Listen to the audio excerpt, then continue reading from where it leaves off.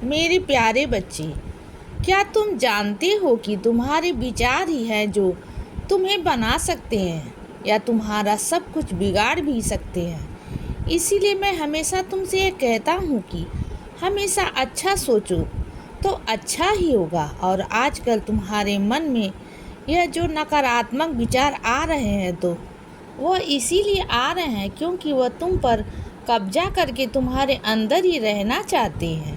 इसीलिए तुम्हें मैं वो जो आशीर्वाद दे रहा हूँ, कुछ समय से तुम्हें उनका एहसास भी नहीं हो रहा है।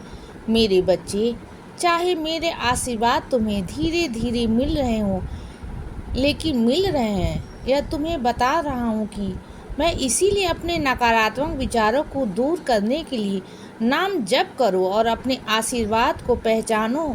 तुम किन लोगों के साथ वक्त बिता रहे हो, इसका भी ध्यान रखो बच्चे, क्योंकि अगर तुम्हारी संगत नकारात्मक होगी तो उसकी वजह से तुम्हारी सोच पर भी उसका प्रभाव पड़ेगा। इसीलिए ऐसे दोस्त चुनो जो तुम्हें प्रोत्साहित करे और तुम जिनके साथ अपने विचार बांट सको।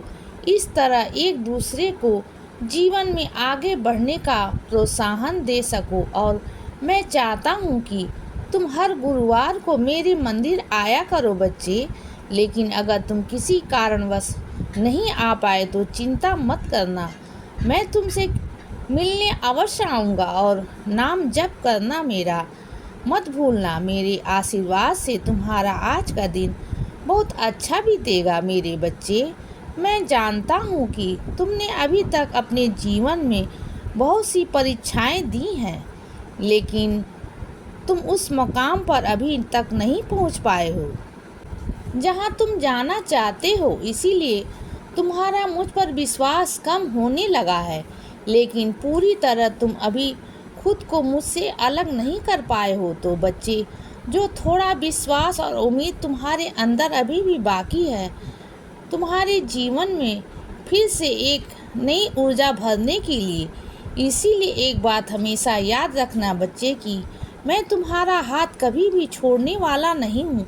चाहे तुम अपने आप को कितना भी हारा हुआ महसूस करो, लेकिन मेरे लिए तुम हारे हुए नहीं हो, बल्कि तुम एक योद्धा की तरह बहादुर से हर लड़ाई आज तक जीतते हुए आए हो। इसीलिए हर दिन अपना सर्वोत्तम देते रहे हो। तुम्हारी सफलता निश्चित है बच्चे। इसीलिए रोज नाम मेरा जप करो। तुम्हारे मन की वह सबसे बड़ी इच्छा जल्दी पूर्ण होगी मेरे बच्चे। कभी कभी कुछ बातों को बदलने में वक्त लगता है, लेकिन आजकल मैं देख रहा हूँ कि तुम सब्र खो रहे हो बच्चे और बहुत परेशान हो रहे हो। तो बच्चे, चिंता मत करो। जिस चीज़ के लिए तुम इतने समय से प्रार्थना कर रहे हो, अब वो जल्दी पूरी होने वाली है। मैंने तुम्हारी प्रार्थनाओं पर ही काम करना शुरू कर दिया है और तुम्हारी वह बड़ी इच्छा भी अब जल्दी पूरी करने वाला हूँ बच्चे। अपनी सेहत पर ध्यान रखो, आलस छोड़ो और अपने शरीर पर काम करो।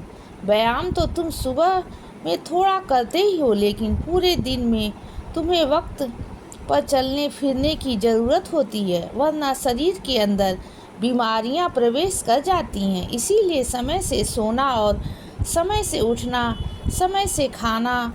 मैं यह तुमसे हमेशा कहता हूँ कि हर चीज़ के लिए एक समय होता है बच्चे, और यदि तुम समय का सम्मान करोगे तो समय भी तुम्हारा सम्मान करेगा। इसीलिए मैं तुमसे कहता हूँ कि मेरी इन बातों को ध्यान में रखकर अपने जीवन में अपनाओ मेरे बच्चे। इंसान अपने अनुभव से ही सीखता है और तुमने भी अपने पिछले कई वर्षों में बहुत कुछ झेला है। अपने उन अनुभवों से तुमने खुद को संभाला भी है और निखारा भी है।